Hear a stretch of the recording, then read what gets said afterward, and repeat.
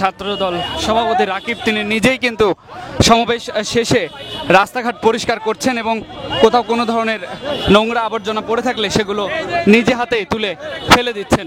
আমরা সেটি আপনাদেরকে সরাসরি দেখানোর চেষ্টা করছি।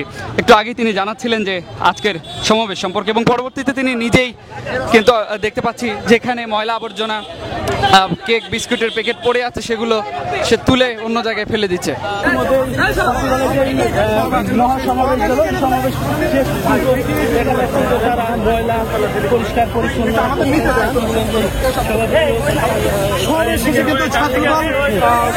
নিজে কিন্তু তিনি শাহবাগ পরিষ্কার করছেন।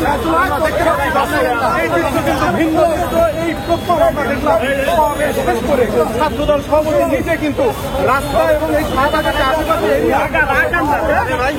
বান্ডেল থাকলে প্রতি সেনমানিতে টাকা বাঁচবে। বিকাশ সেনমানি বান্ডেল কিনে জিতুন প্রতি লেনদেনে।